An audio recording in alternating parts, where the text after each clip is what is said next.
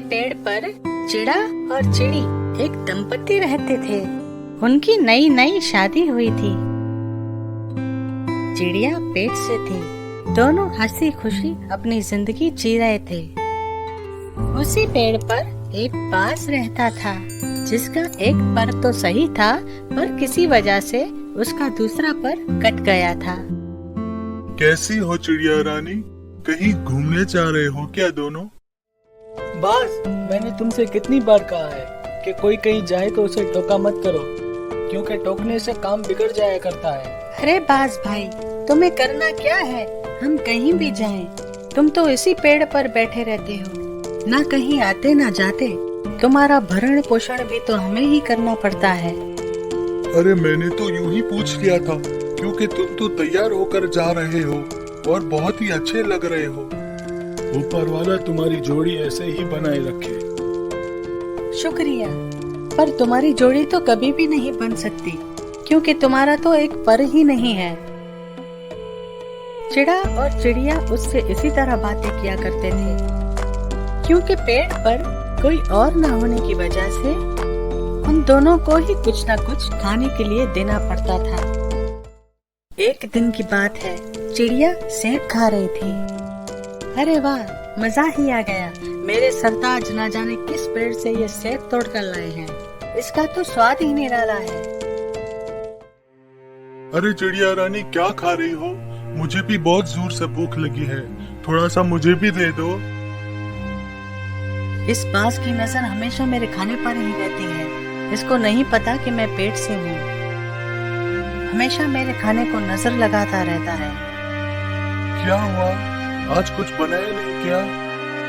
लाती हूँ, रुको। चिड़िया रात का खाना बाज के लिए ले जाती है। जैसे ही बाज उस खाने को खाता है, वो समझ जाता है कि ये रात का खाना है। चिड़िया, ये तो रात का खाना है, आज कुछ ताजा नहीं बनाया क्या? अब जो भी है यही है। खाना है तो खाओ, नहीं तो मत खाओ। तुम रोज ही मुझे रात का खाना दे देती हो और तुम रोज ही कुछ ना कुछ अच्छा खाती रहती हो। आज मेरा भी अच्छा खाने का मन है, मुझे भी कुछ अच्छा खाने को दो ना। खुद तो इस पेड़ पर बैठे बैठे मेरा दिमाग खाते रहते हो। कहीं उड़कर जा नहीं सकते, बस इसी पेड़ पर तुम्हारे दिन बीतते हैं। जो खाने को मिलता है उसमें भी तुम्हारे नखरे रहते हैं। अरे मेरे सरताज दिन रात मेहनत करके ये खाना लेकर आते हैं, और तुम चाहते हो कि वो खाना मैं तुम्हें दे दूं। जो भी मिलता है उसे खा लो। बाज चुपचाप वही बासी खाना खा लेता है। रोज उसे चिड़िया की कड़ी हुई बातें सुनने को मिलती, पर वो कर भी क्या सकता था, क्योंकि वो उड़ नहीं सकता था। इसी वजह से वो अपने खाने का इंतजाम भी नहीं कर पाता था। इसलिए वो चिड़िया की कड़वी बातें चुपचाप सुन लेता और कुछ नहीं कह पाता। हे ऊपर वाले, तुमने अगर मुझे जीवन दिया ही है तो ढंग का क्यों नहीं दिया? मेरे जीने का क्या फायदा जब मैं किसी के काम ही नहीं आ सकता? मैं अब एक बोझ बन गया हूँ। यहाँ इस पेड़ पर वैसे ही कोई पक्षी रहने को नहीं आता, और जो आता है उसको मुझे खाना खिलाना पड़ता है।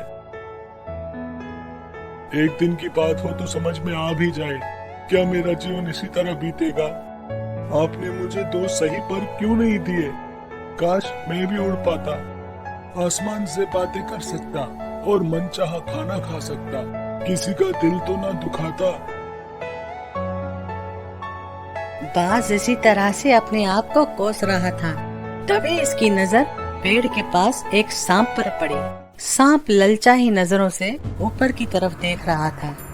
ये चिड़िया तो पेड़ से है, कुछ ही दिनों में ये अपने अंडे देगी, तब मैं इसके अंडों को खा जाऊंगा। बहुत दिन हो गए किसी पक्षी के अंडे नहीं खाए। सांप की बातें बाज सुन लेता है। कुछ ही दिनों बाद चिड़िया 2 अंडे देती है। चिड़ा और चिड़िया दोनों बहुत खुश होते हैं। एक दिन चिड़िया की तबीयत खराब हो जाती है और चिड़ा उसे डॉक्टर के पास ले जाता है। बाज, तुम वैसे तो किसी काम के नहीं हो, पर जब तक मैं चिड़िया को डॉक्टर के पास से दिखा करके वापस आता हूँ, मेरे अंडों का ध्यान रखना। तुम बेफिक्र होकर के चिड़िया को लेके जाओ। तुम्हारे अंडों की जिम्मेदारी अब मेरी है। दोनों उड़ जाते हैं और अंडे वहीं रह जाते हैं। सांप इसी मौके की तलाश में था। अच्छा, तो चिड़िया ने 2 अंडे दिए हैं। अब तो मैं भर पेट खाना खाऊंगा। अब इस अंडे को अपना आहार बना लेता हूँ। पर ये बाज तो यहाँ बैठा हुआ है। अरे, ये बाज क्या कर लेगा? इसके तो पर ही काम नहीं करते। इसके ऊपर अपने अंडों को चिड़िया छोड़कर गई है। कितनी मूर्ख है वो। सांप पेड़ के ऊपर चढ़ रहा होता है तो बाज उसे देख लेता है। जहाँ पर है वहीं पे रुक जा सांप। खबरदार तूने ऊपर आने की कोशिश की तो। ये मुझे कौन खबरदार कर रहा है? एक अपाहिज बाज जो खुद उड़ भी नहीं सकता।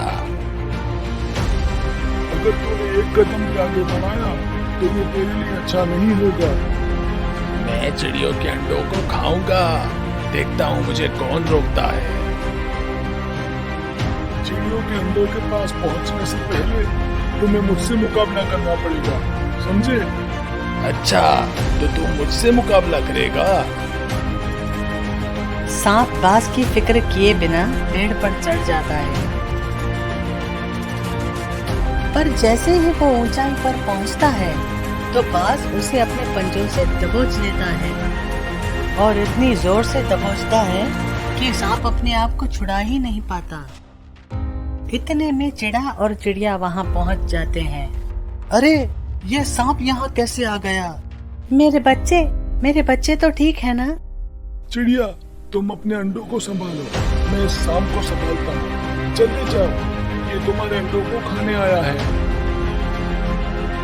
चिड़ा भी बाज के साथ मिल जाता है और सांप को दबोच लेता है।